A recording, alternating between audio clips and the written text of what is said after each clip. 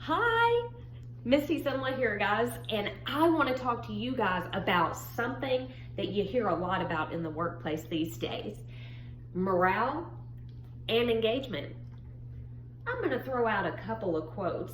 I bet you've heard these before. If you treat employees like they make a difference, they will. And the next one, you should treat your employees the way you want your employees to treat your best customers. Makes sense, right? Basically, what you give to your employees, you will receive back. So, what is morale and what is engagement? So, morale can best be defined as job satisfaction and employee well-being in the workplace. Engagement is employee enthusiasm about the job and the workplace. So what exactly does low morale look like? So it probably doesn't look like that. I'm sure that frown isn't that obvious in indication of low morale. Some of the things that you might see in the workplace that could indicate low morale could include changes in attitude. When a typically good employee decides to suddenly push back and doesn't want to meet any of the responsibilities that the employer wants them to. The rumor mill. Did you hear about what so-and-so's manager did? The lack of initiative. It's fine. We'll meet that number. I'm not going to meet any more than that, though. And scarce rewards. When employees go way above and beyond, and managers go way short of the employee expectation for a reward. So what causes low morale? That's a big question that a lot of employers ask these days. Some of the things that can cause your morale to be really low: unstable goals. Yeah, so today I think that we're going to set a goal of 50 pieces by 2 o'clock. And then the next day, well, I think today we're going to set a goal of 75 pieces at 2 o'clock. I'm really confused as to which it would be, because yesterday it was one thing and today it's another. Misunderstood expectations. When a manager communicates their expectations to an employee, but they're not very clear about it, and the employee, well, not a lot of trust there, so they don't speak up. They're not real sure what they should do, so they go by an assumption instead of getting those expectations clarified. Lack of communication.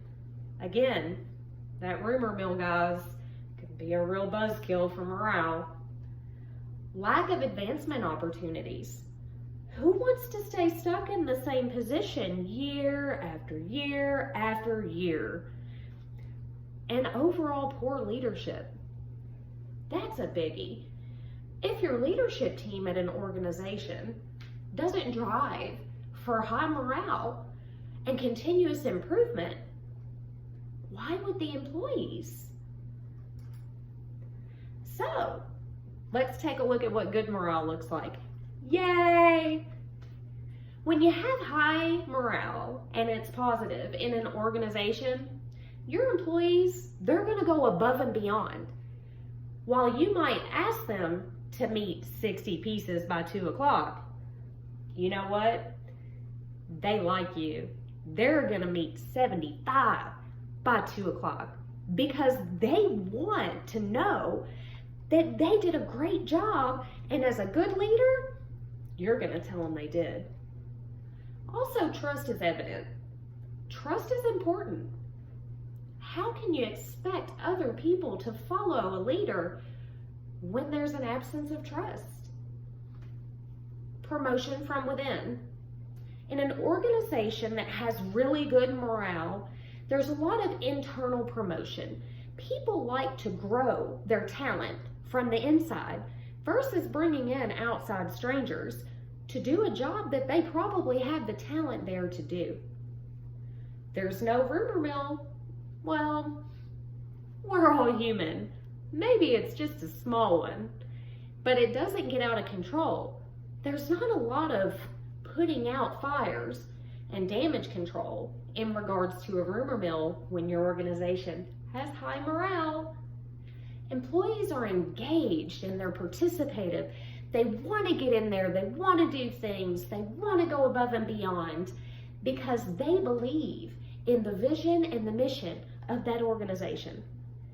The leadership team is inclusive when that organization has really good and positive morale.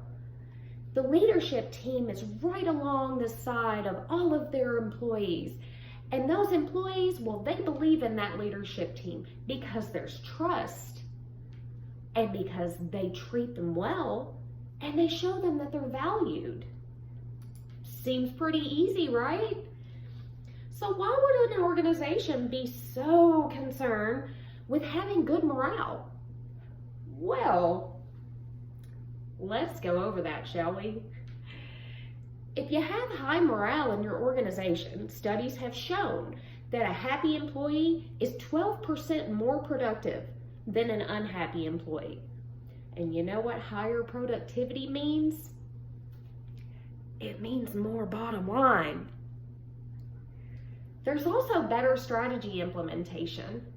So when that organization needs to implement new strategies to match their vision and their mission, well, it's easier to do because they have the employees' buy-in. It can also result in an easier to manage workplace. Remember, again, that rumor mill, don't have to worry about investing all that time into killing that rumor mill because it's really not there. It can also decrease your workplace accidents.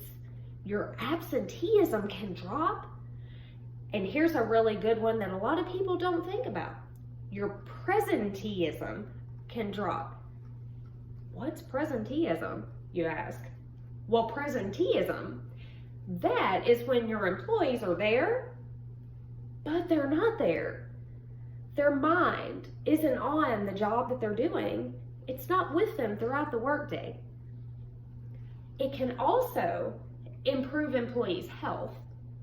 Well, when people are happy, then that means that their mental health is better. They don't mind coming to work and going above and beyond, and they're able to be there more often to do so. Now let's take a look at how do we improve employee morale? Well, I've got a few pointers for you that might work out. There are recognition programs that you could implement in your organization. You could do employee recognition slideshows with PowerPoint or Prezi. You could do fun minute to win it games and offer a gift card or some other type of prize. Just to tell employees, hey, we appreciate you. We see you. We know you're doing a good job. You can encourage innovation and suggestions. Implement an employee suggestion program. Tie it into their goals and their metrics. So that way they feel like they have more control over meeting some of those goals and they feel like they're really contributing to bettering the organization. That equals an employee that feels part of the bigger picture. And when you feel part of the bigger picture, well, you just feel like a better employee.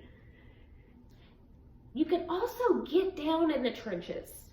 As a good example, if you work in a manufacturing facility in a leadership capacity, say you're on the management team, every now and again, take just a little bit of time, go out there on the lines, stand side by side with your frontline assembly employees, and get to work. Get a little dirt or grease on those hands. Show them that you're no better than anyone else. You're just like them. And you are not too good to get in there and work if the need calls for it. And lastly, this is a big one, be genuine. Be genuine, be real, be yourself. Be empathetic, be concerned. Try to learn something personal about each one of your employees. Show them that you're a human. Tell them stories about your family or how your weekend went. Just don't overindulge there. And take a minute to listen to them. Trust me, they will feel like they matter to you. So those are just a few things that you can do to help build that positive morale in your organization. And as you can see, there's so much benefit to be had. You can build this wonderful place to work, and before you know it, people are going to run around and that rumor mill is going to say, you know what? This is the best place to work. And when it's the best place to work, guess what else it can be? You got it. The best place to buy, the best place to invest. So take some of those tidbits there and get to work on improving the morale in your organization, so that way you can improve the overall state of your organization. Good luck. And always remember, a happy employee is a productive employee.